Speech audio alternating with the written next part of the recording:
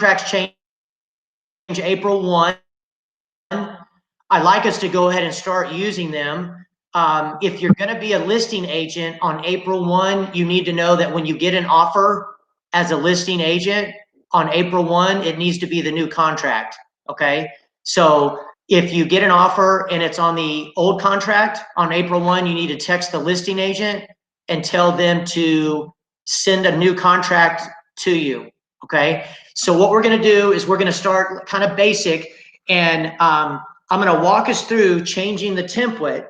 But if it gets too confusing, all you have to do is text me later today, whatever website it is that you log into for zip forms and your login, and I will do the template. Because I don't like anybody to go into templates, because if you get in the habit of doing that, you're changing the template. We're going to do it a one time for this training. And if it goes over your head, then just text me your login later and I will do it myself. I'll do 80 people, 100 people, it doesn't matter. So the first thing we need to do, and I'm now presenting and I'm recording, is we need to get into zip forms. So there's a few ways to get into zip forms. I go to texasrealestate.com. When you go to texasrealestate.com, the screen is going to look like this. And right here, it's either going to say log in or it's going to say hi and your name. So I've already logged in, so it says hi, Doug. All I do is click on zip forms and my screen turns blue. And this is how I get into zip forms. But no matter how you get into zip forms, the screen will turn blue at this point. And it's what you do after the screen turns blue that we're talking about today. So when the screen turns blue, by default, you see that we're right here in this little transactions tab. That's by default, okay? So by default, it's always in transactions. Today, what we're gonna do is we are going to hit templates. And when you hit templates, if you're with my firm and you're licensed, I've done your templates for you. And what you're gonna see is when the screen loads that there's 4 templates that we're concerned about. There's going to be a buyer template, a seller template, a lease template, and a landlord template. All we're doing is we're changing the buyer template. And we're going to be in template, and we're going to go to buyer template and click on it. When we click on it, all the forms that I have preloaded for you guys are here, and they're pre-filled.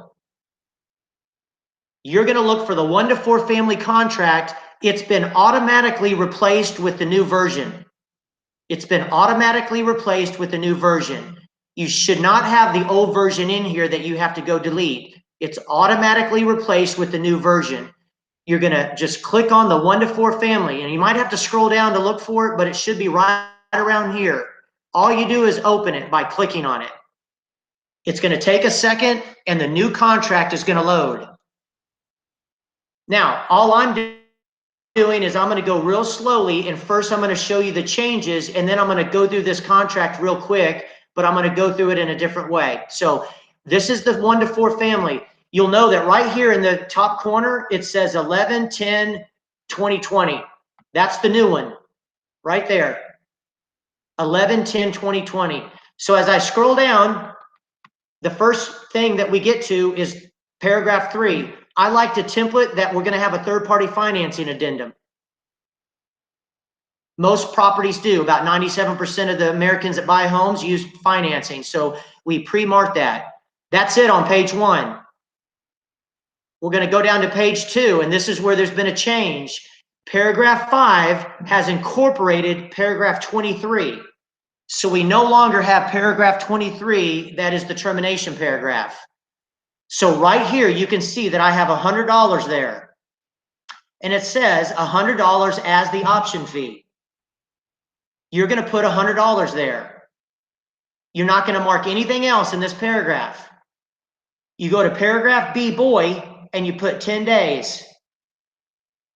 And you put 10 days in there, and then you're going to scroll down. When you get to paragraph 6, that's the title policy.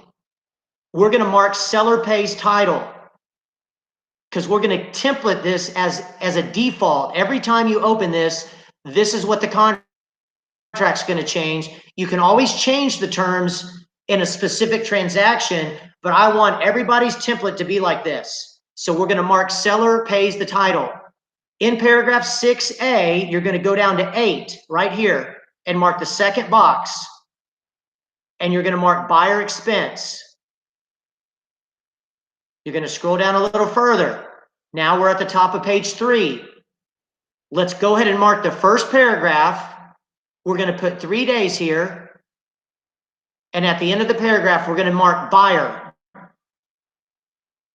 You're going to scroll down 2 more paragraphs to D delta. It says objections. And I want everybody to type in residential pool and other residential uses.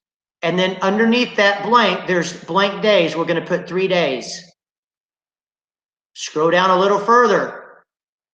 And you're going to see under paragraph E on the same page, number 2, we're going to mark the first box that says the property is subject to a mandatory homeowner association, because about 97% of the homes are subject to a mandatory homeowners. So again, just follow me on this and trust me that I want you to fill it out exactly how we've done so far. Continue to scroll down. You're not going to do anything on the next page except at the bottom, paragraph 7. We're going to go ahead and mark that you have received the seller's disclosure. So 7, B-boy, number 1, mark it. Scroll down to the next page, page 5, paragraph 7, D delta. Number 1, you're going to mark that it's as is. You're going to keep going. Paragraph 7H, like Hayward, my middle initial. The middle initial in DHS Realty, H for Hayward. Put $700 in there. Continue to go down. Now we're at the top of page 6. We're almost done. Under paragraph 10, possession, mark the first box that says upon closing and funding. Paragraph 10, the first box upon closing and funding. From there, we're going to go all the way to paragraph 21. Paragraph 21 should already have your email, but if it doesn't, at the top right here in paragraph 21, put CC colon and your email. CC colon and your email. Go down to paragraph 22. We're going to mark the first and the third box because those are the most commonly used addendums. Mark them, please, the first and the third box. Then we're going to go down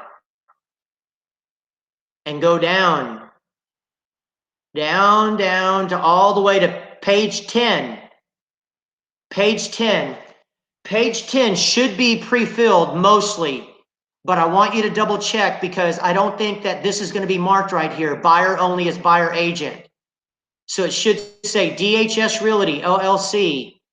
The license number 9010361. It'll be buyer only as buyer agent. Under associate's name, it'll be your name. Under license number, it'll be your license number. If you're on a team, which we don't have that many that are, but if you are, you'll put your team name right here. Associate's email address, that will be your email. Phone number, that will be your phone number. Licensed supervisor, that will be my name. Licensed supervisor license number will be 0439277. This is the brokerage address, 8005 Fall Meadow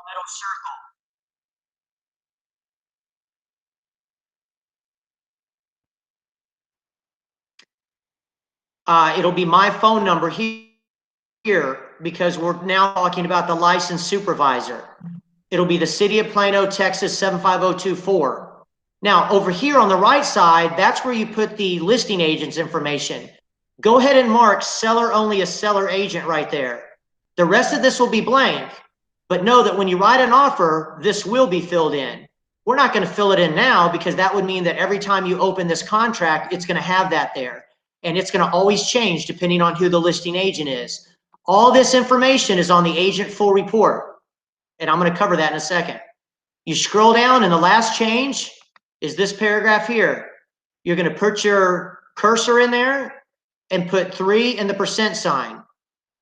Then I'm going to change this just so I can show you what it looks like.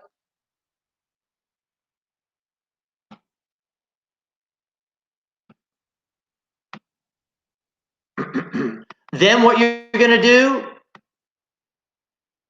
is you're going to see this save button here. Here's my cursor going in circles.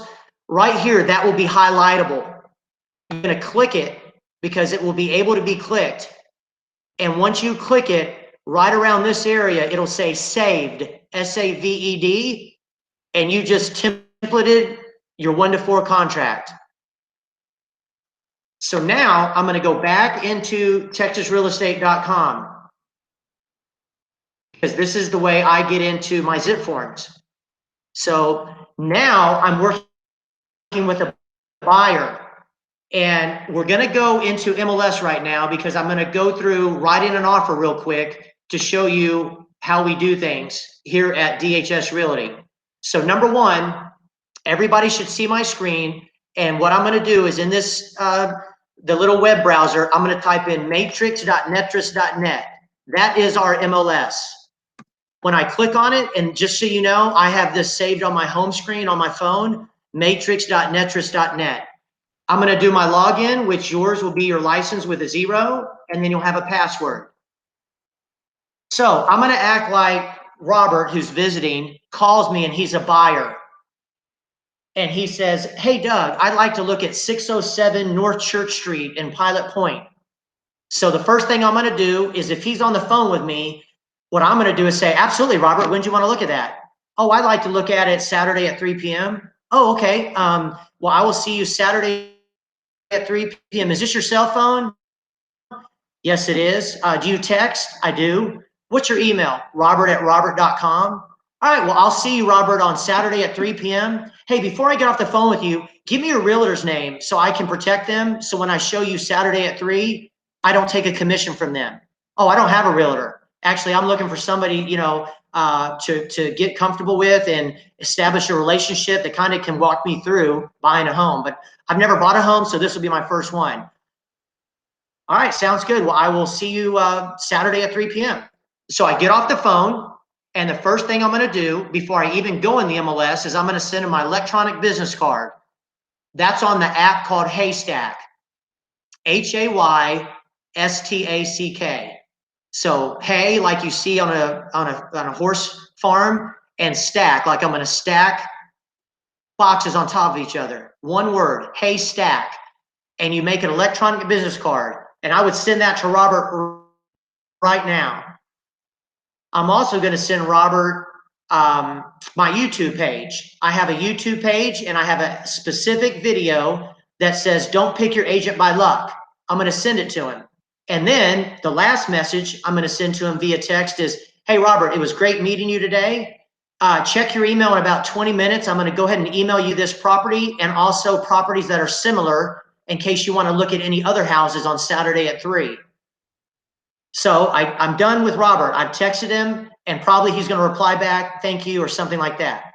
So the next thing I'm going to do is I'm going to go into MLS. And again, this is the website, matrix.netris.net. Once I go there and I log in, my screen is going to look like this because I've cleaned up your screens to look like this. So we're all going to be training from the same protocol. The first thing I want to do is look up this property to see if it's even available because I told Robert it was available and I'm never going to look the property up and tell him it's not available. Not when I'm on the phone with him. I'm going to first get all that information, set the appointment. That's the whole goal, is to set the appointment. Then I'm going to go in the MLS, and if it's not available, I'm going to send him a list of properties that are and text him that I still have 3 p.m. open. Would he like to look at any other ones that are now in his email? So the first thing I'm going to do, this property was 607 North Church Road. The easiest way to pull this up is right here. All I do is type in 607, and I'm not worried about north. I'm not worried about south, east, or west. All I'm worried about is putting church in there. Let's say that I'm illiterate and I don't know how to spell church, but I know it starts with a CH. MLS is dummy proof. All I have to do is hit search, and guess what property is going to pop up? Looky there, 607 North Church Street. So the first thing I'm going to do is just click on the MLS number. It's right there. And when I click on it, I'm going to print it, which is right there. I just click print, and I'm going to print the agent full report. And when I print it, it's going to print, and then I hit back to results. So here I am, I'm back at the property. Right above the MLS number, you can see that that tab says listing. Right next to it, it says tax. I'm going to go ahead and print that. It tells me the seller's name, and I'm just going to go over here and I'm going to hit print, and boom, I'm going to print the tax roll. So far I have the agent full report and the tax roll. I'm going to hit listing right here, and I'm going to be back at the property listing. Now, I know this property because I'm showing it actually on Saturday at 3 p.m. I know that it's hard to find that subdivision right there as a CMA, okay? So the next thing I'm gonna do when I meet Robert is I wanna also print a CMA. So I'm gonna go right here and hover over search at the top. I'm gonna go to residential quick.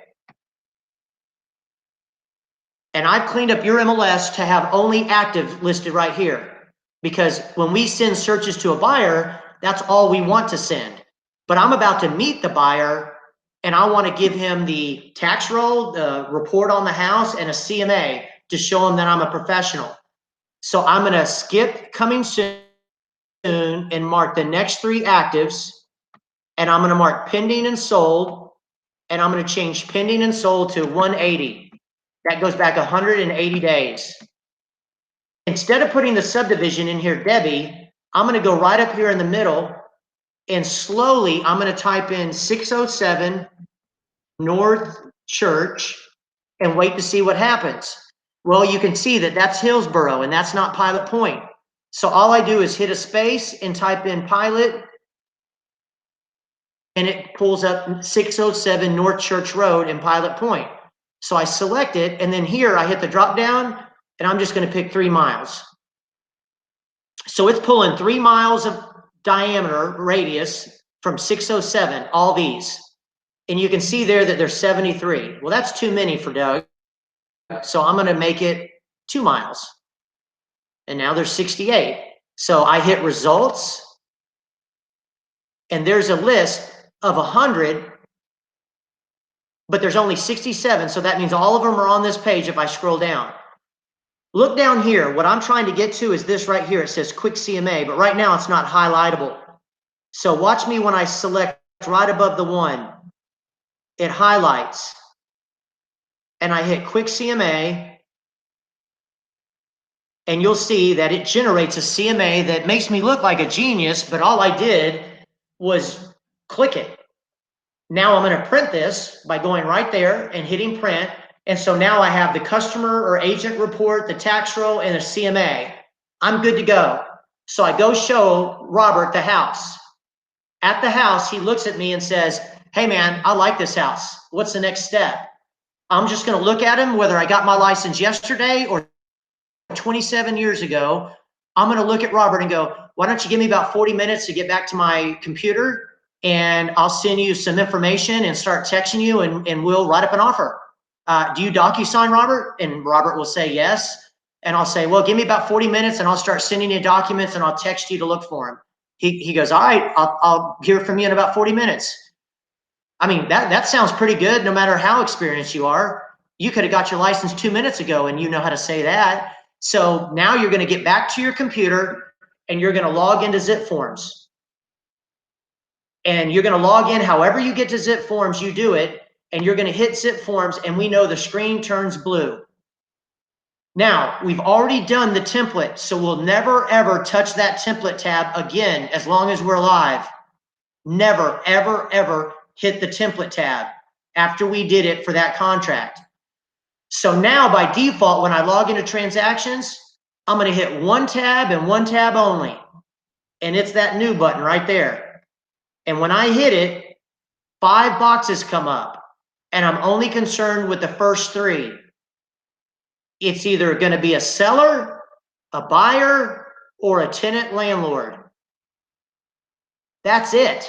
Those are the only 4 people you can make money with. A seller, a buyer, or a tenant landlord. So I asked myself, who is Robert? Robert is a buyer. He's going to purchase a home. So I click on purchase. Now I'm going to name it Robert. And always, always, always, I don't care what it is, select residential. It just makes it simple. And then you go down here and it says select template. And you click on it and you're going to have 4 choices or 3. But absolutely, you're going to have a buyer template, a seller template, and a lease template. If it's a lease template and I've broken it down into landlord tenant, you'll pick whichever one's appropriate. If you only have a lease template, you'll pick lease template. But generally speaking, you're going to be working with the buyer or the seller. So I'm going to pick buyer template because Robert's a buyer.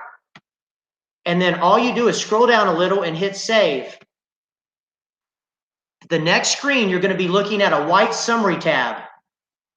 And there it is. You're going to go 2 tabs over to documents and click it. And that, my friend, is all your forms pre-filled. So what we're going to go over today is the contract. So we're going to get an IBS, but it's already pre-filled. And for Robert, I'll tell you what I'm talking about. He's visiting. When you open up your IBS, it's going to already be pre-filled.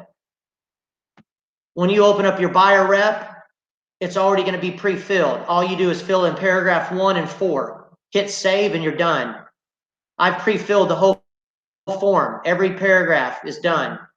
So after I make the Robert from a customer to a client by sending him this in the buyer rep, now I'm ready to open up the contract.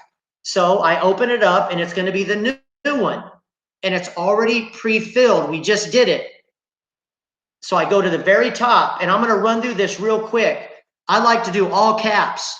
So I pulled the tax roll and the seller's name is Richard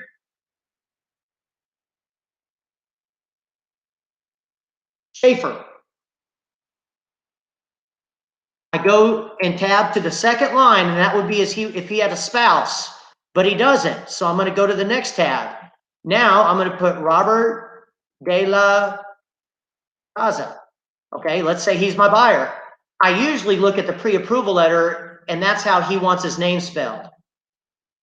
Well, I don't have a spouse for Robert, so that'll be blank.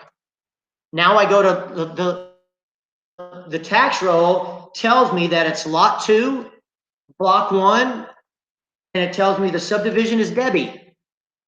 It says it's in the city of Pilot Point, and it's in the county of Collin. I'm sorry, it's in Denton County.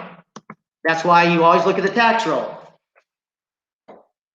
Then it says known as, and I'm going to put the address, 607 North Church. It says what's the zip code? 76258. All right, I scroll down. Well, let's say that Robert is doing a 10% down conventional loan and we're going in at 150. Well, that means that the down payment is $15,000 if he was putting 10% down. And that means the loan amount would be 135. And when I hit tab, I should have 150. Now, the old paragraph 4 was if Robert was my brother, father, or son. That paragraph has been moved to paragraph 8. So I really don't need to touch paragraph 4 unless there's a lease that's existing or smart devices. Okay, so I really don't need to worry about this right now.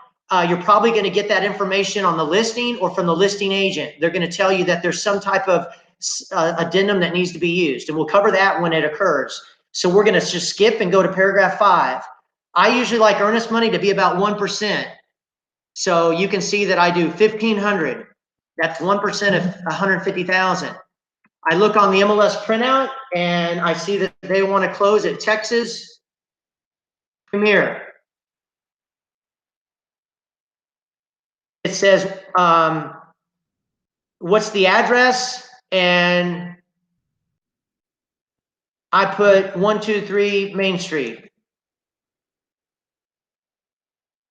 Oh, I'm sorry, that's not right. All right, so it says deliver a $1,500 as escrow agent at Texas Premier. Okay, and then in there you can put the address. So like you could put a colon and put 123 Main Street. All right, this next blank is the $100. We already templated that. So it already says $100 as the option. Okay, that's why you don't have to touch that paragraph. It's beautiful. You go down to paragraph B, it already has 10 days. So basically what this is saying is that you have $100 for 10 days. Now, the new change in this paragraph is that now both checks are made out to the title company. So you can do $1,600, or you can do a $1,500 and a $100 check, or you can do a money wire, or you can do, so you're going to be in touch with the title company. But you have 3 days to deliver both checks, and now you don't have to worry about whether it's a Saturday, Sunday, holiday, or every day counts, because for both checks, it's going to be 3 days unless the third day hits a Saturday, Sunday, or holiday. You don't have to worry about giving that option to the seller agent or the seller. Both checks are going to the title company, okay? And again, you have 3 days to deliver both checks to the title company, and if the third day is a Saturday, Sunday, or a national holiday, it moves to the next day. But I've already templated the $100 for 10 days. That's what we did earlier. So you keep going. Right down here, it's talking about the title policy. We already have it templated. So all we need to do is we need to put the same title company up here, Texas Premier, right here. They're always going to match. Okay. Now, you go down here a little further, and people have asked me, what does shortages in area mean? Well, let me explain. The title policy covers everything minus 8 exceptions, meaning these 8 issues title does not cover. And one of them is if the surveyor went out and did the survey and had a bad night the night before the survey and got in an argument with their spouse, boyfriend, girlfriend, dog got run over, found out they had cancer, something bad happened, and they screwed the pooch on doing your survey. Well, the title policy doesn't protect your buyer if the surveyor screwed up. So this is an insurance that protects the buyer, and it's like $80. So I template it as a buyer expense, okay? And let's leave it like that in this market, because in this market, the seller ain't paying that. Let's go to the next paragraph, and this is at the top of page 3. We've already templated this. We don't even have to touch it. Okay, so we're going to keep going. We don't even have to touch this paragraph. You go down to the bottom. It already says that there's an HOA. So like on this house that I'm showing Saturday, there isn't an HOA. So I would need to physically mark this. But most homes have HOAs, and that's why we have it templated. So you'll never have to touch that. You keep going, and you can see that there's very little you have to touch. On paragraph 7, most homes you're going to get the seller's disclosure before you make the offer. So we already have it marked. Okay, but if you didn't have the seller's disclosure, you'd simply mark this paragraph and you'd give them 3 days to find it. But that's not what we're going to do, because we have it templated like this. That will always be checkmarked like that when you open up the contract in transactions. All right, you keep going down. As is. We're always going to have them marked as is. In this market, you're not going to ask for any repairs until you get the inspection done. Okay? Now, let's say that you walked up to a house and the friggin' roof was missing. Well, that's obvious. You're going to ask for the roof. So you could mark this and type in roof to be blah, blah, blah, blah, blah. Okay? But when you open up these contracts, they're going to be marked like this, because that's normally how you're going to do it. So the inspector finds everything wrong with the house, not just the roof. So we're going to keep going. We really haven't made any changes yet. Right here, $700. That's for the residential service contract. The seller buys it, but they buy it in the buyer's name. But the seller is paying $700 towards the buyer. We leave that in there. Okay. It's always in there as a template. Remember I said paragraph 4 was replaced and moved to paragraph 8. Here it is. let's say that Robert is my dad. I'm going to put here, Robert is buyer's agent's dad, or buyer is buyer agent's dad. Buyer is buyer agent's brother. Seller is related to seller agent. That goes right there. Really, other than that, we'll go into paragraph 10. And from there, we don't touch anything. We're going all the way to paragraph 21. I mean, this is crazy easy. I'm going to go ahead and put Robert's email because he's my buyer. Robert@robert.com. Now, remember when I told you that this didn't have an HOA? Well, paragraph 22, we need to uncheck mark this because that says there is an HOA. But it's going to be templated that there is because most properties have HOAs. From there, you're going to go all the way down to the last page or second to last page, paragraph 10. This is all going to be templated. Right here, it's going to have your name. Right here, it's going to have your license number. Right here, it's going to have your email. Right there, it's going to have your phone number. Everything else will be the same as mine. Well, over here, we need to fill in this side. So I'm going to fill this in real quick. I'm looking at the agent full report. And down at the bottom, it says it's Ebby Holiday. It says that Ebby's license is 0257740. I already know that Ebby works for the seller. It's already marked. Now I need to put the agent's name. And she was a student of mine 3 years ago. Right next to her name, it shows her license number.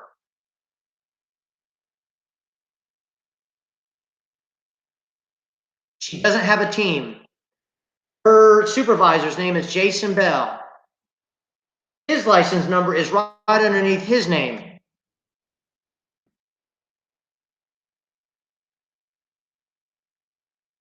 Oh, I'm sorry. Look at that. See, that's why. So it says email for Derry. Probably already have, I already have her in here. I've already worked the transaction with her. Her phone number. Okay, that's going to be her cell phone. Again, everything is opposite on the left, so it's going to be her cell phone. 817-690-4465. Okay, licensed supervisor, that's Jason Bell. His license number is right underneath his name. And again, all this information is on the agent full report. Now it says, what's the address of their brokerage firm? 6000 Long Prairie, Suite 100. The office number, 972-539-3000. The city, Flower Mound, Texas, zip code 75028. Guess what, guys?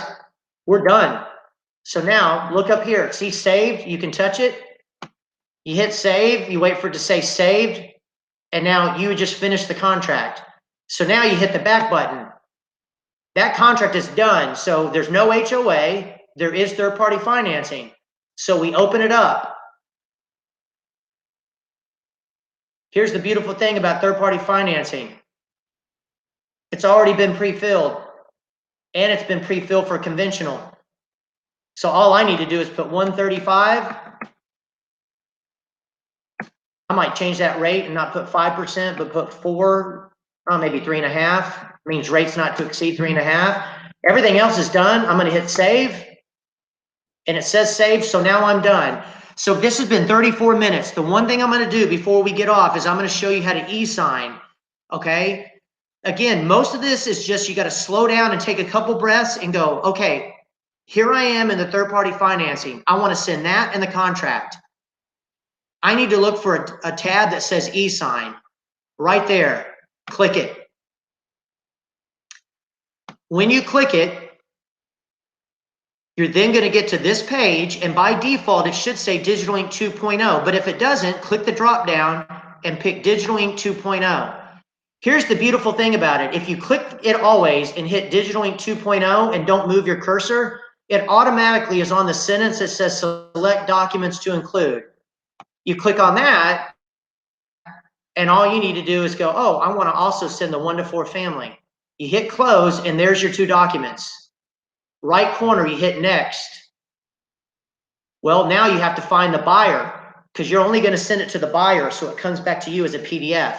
So when you work with a buyer, all you do is you're going to check mark the buyer or the buyers, but that's it. So there's Robert. I'm going to check mark his name, and it won't let me because I don't have an email. So I'm going to put a fictitious email in there, d@d.com. Now it'll let me check mark him. I hit close, and there's Robert. I hit next, and it's going to wait a second. It's going to load all the documents on the left that I'm about to send to him, and there's going to be a little menu on the right. We're almost done, another 4 minutes. So this should be a total about 40-minute training. And you're going to, watch this on your own and really become an expert, because there's only 2 websites we have to be experts at: MLS and Zip Forms. That's it. So you can see that this is the screen I'm looking at. Now, what I do, even with my experience, what I do is I scroll down and make sure that there's an initial prompt for him and a signature on everything. So you can see there is. Okay, so I'm going to be good. Now, here's how crazy it is. After I go all the way through, of course, I'm going to know it's already got everything there. All I do is hit the next button and hit send, and you just sent it. So now if Robert was my buyer, I'd text Robert and go, hey, Robert, it's Doug Smith. Check your email. You should have a document to initial and sign. In a couple minutes, he goes, I don't see it. Say, check your spam or junk. He goes, boom, I found it. And you go, sign it and text me when you've signed. When he signs, you'll get an email that he signed. And a couple minutes after, you'll get an email that says, click here to download the PDF. You'll click on it. You'll save the PDF to your desktop. And that's what you'll send to the new agent. Now, I'm going to go back real quick, and we're going to go over this earnest money section. Okay, the training's done. I just want to cover the earnest money section. All right.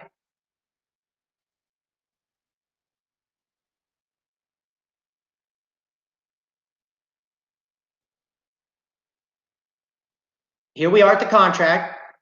Again, we're going to go down here to the earnest money. Okay, so this says delivery of earnest money an option. So remember,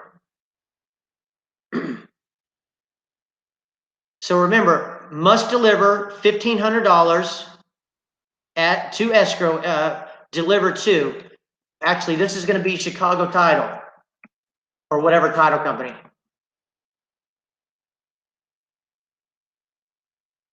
Okay, and then it's going to say at. That's going to actually be the address.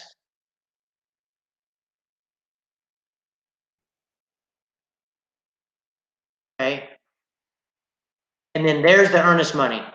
See, it has a dollar sign. Okay, that's where you put the earnest money. And thank Sean Riken, he caught that for me. But again, that's why we train. So again, what's going to be templated is the $100. Okay, that's the option. All this is going to be blank. All right, so let's do it one more time just to make sure we're all clear. When you open up a contract, as you're filling it out and you get down to earnest money, okay, it says within 3 days after the effective date, buyer must deliver to. You're going to put, let's say, Truly Title as escrow agent at 123 Dallas Tollway.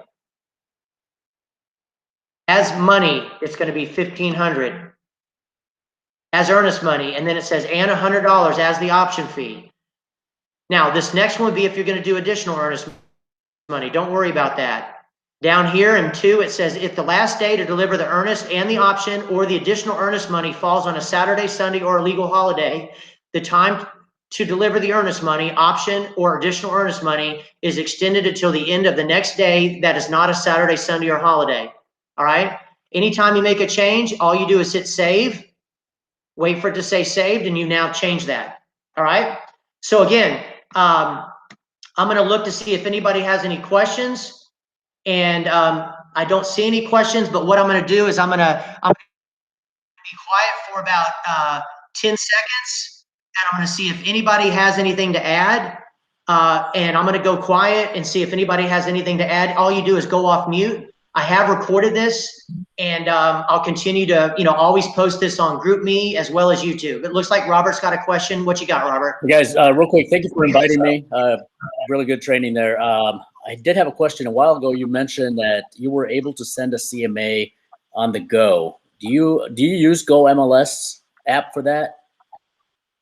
Okay, I don't use Netris Go ever. What Okay. I do is I put on my phone matrix.netris.net. I save it as a home screen. So when I open it, it's identical to what I just showed on the computer screen.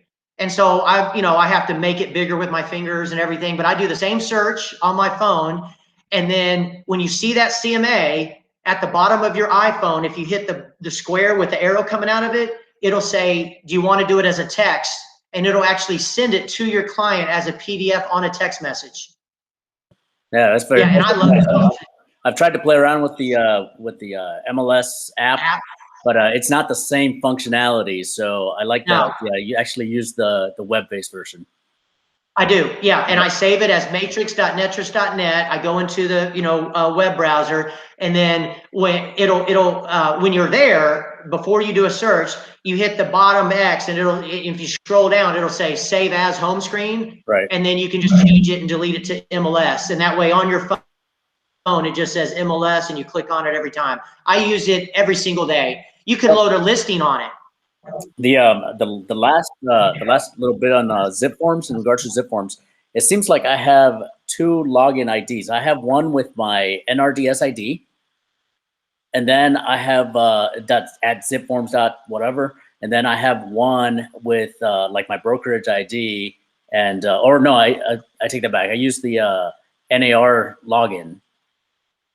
Okay, so I'm a big believer in that you're going to have your own individual account. Right. And so depending on who you came from, some brokers have a broker account, and when you leave them, they kill that account. And then, but with Texas Realtors, you have your own. That's what your 456 every year pays for. You have an individual account. Right. It could be that you have an individual and a broker. Now, what I'll do is the day you join us, in 2 minutes, I'll log into your individual account, and I don't care what templates you have. I delete them and I start fresh. Okay. And what you just saw, you'll have in your account. Okay. But what's happened is we've had a few agents that have left Keller and Ebby, and they had broker accounts, and it killed them. And so they were like, oh my God, I don't have zip forms. And I'm like, no, you do have zip forms. We just got to get that individual account registered, which is like that. And then I log into your individual account, and I blow up your templates in 2 minutes, and you'll be completely set. So, and as far as the DocuSign, do you prefer DocuSign over Digital Ink for zip forms? Well, I've had DocuSign since they came into being, and I always use Digital Ink 2.0 to send to my clients.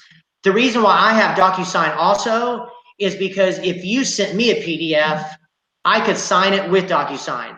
Got it. So like if a doctor sends me something and says, hey, all I need is your signature, I can open it on my phone through DocuSign and sign it with my thumb. But I always use Digital Ink 2.0 because that's free. Yeah, agreed. Okay, cool. No, I appreciate it. Thank you. Okay. Absolutely. We look forward to whatever your decision is. We'd love to have you. It'd be an honor. All right. Well, I'm going to go ahead and end the recording, and I will post this. It looks like it'll be 45 minutes exactly. And that's pretty good to go over what we went over. And I'm a big proponent